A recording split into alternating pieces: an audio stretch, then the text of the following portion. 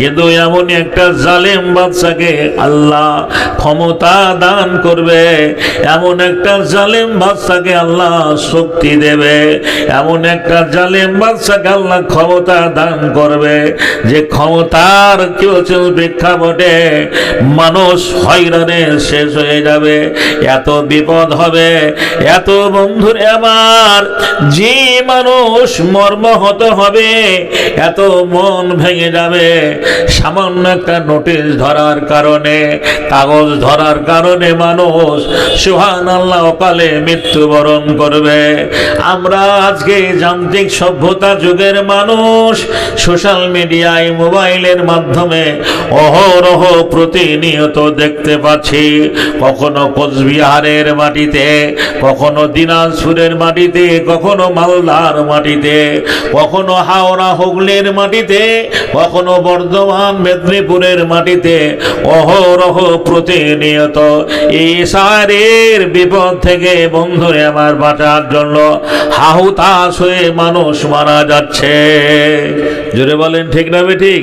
বন্ধুরে আমার, ভাইয়ের আমার, একই ফ্যামিলির মানুষ, আপনি, আপনার বিবি রয়েছে, আপনার সন্তান আছে, আপনার ছেলে মেয়ে রয়েছে, যদি এরই মধ্য থেকে আপনার বিবিকে আলাদা করে দেওয়া হয়, যদি একটা ভুলের কারণে যে ছক কষানো হয়েছে আপনি সেই পরিবার থেকে বিচ্ছিন্ন অবস্থায় আপনার হাতে হ্যান্ডকাপ লাগিয়ে ডিটেনশন ক্যাম্পে যদি রেখে দেয়, বলুন আপনি স্বাভাবিকভাবে জীবন যাপন করতে পারবেন?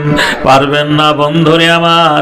তাই যুগে যুগে যত গজব এসছে, যত বিপদ এসছে, আজকে 2026-এ বন্ধুরে আমার জি 26-এর প্রথম লগ্নে সারা বাংলা জুড়ে এটা মুসলমানদের উপরে গজব নেমে এসছে।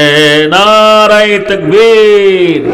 এই গজব থেকে বাঁচতে গেলে এখনো সময় আছে, ইস্তিগফার করতে হবে, আল্লাহকে বেশি বেশি করে ভয় করতে হবে, আল্লাহকে ডাকতে হবে। আপনার দলিল আছে সুবহানাল্লাহ, আপনার দাদু, আপনার পরদাদু এই জমিতে, এই দলিলের ওসিলায় এই জমিতে আবাদ করেছে, ধান লাগিয়েছে, ভুট্টা লাগিয়েছে, গম লাগিয়েছে। আপনাকে বড় করার জন্য, আপনাকে শিক্ষায় সুশিক্ষিত করার জন্য কত কায় পরিশ্রম করেছে সুবহানাল্লাহ। এই দলিলের খাজনা দিয়েছে।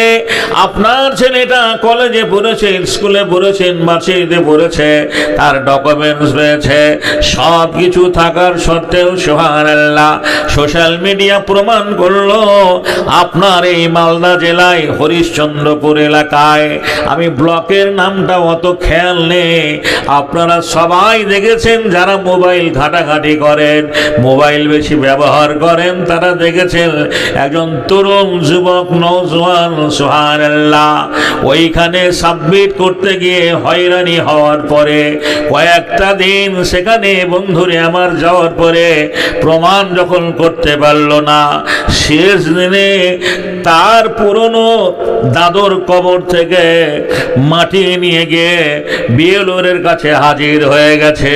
জি, বিএলওর কাছে হাজির হয়েছেন, দাদর কবরের মাটি এটা বুঝাতে চেয়েছেন।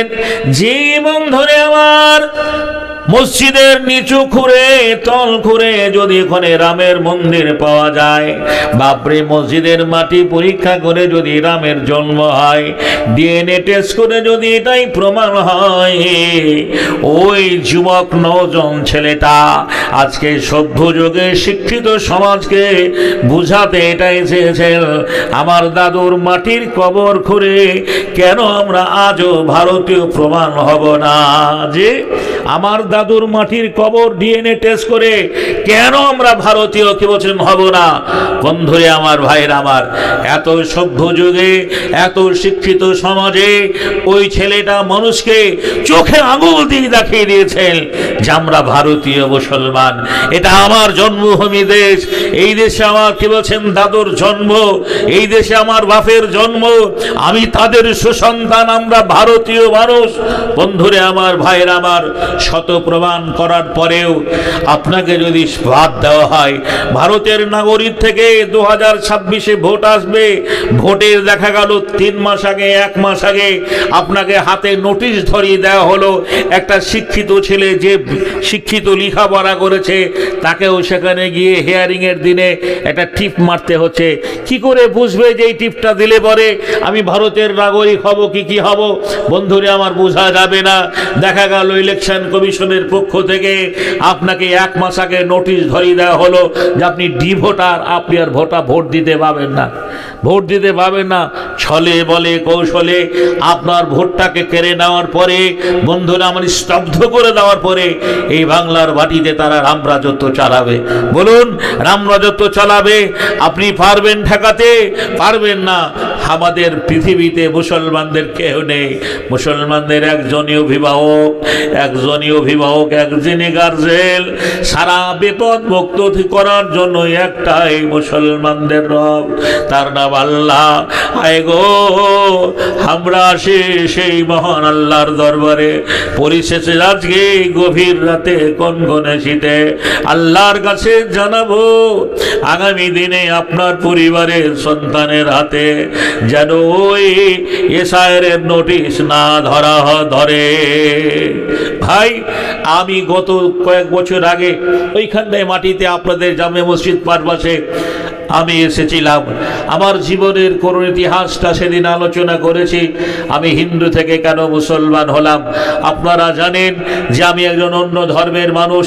ইতিপূর্বে আজকে বক্তব্য যিনি রাখলেন, ইনি অরেশান সূত্রে মুসলিম, ইনি জন্মসূত্রে মুসলিম।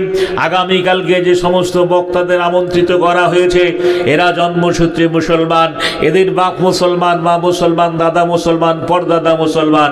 আপনারা যারা সামনে বসে রয়েছেন, আপনাদের বন্ধুরে আমার ডিএনএ টেস্ট করলে প্রমাণ এটাই হবে আপনারা ওরেশান সূত্রে মুসলিম। কিন্তু ভাই গো, আল্লাহর নবীর যুগে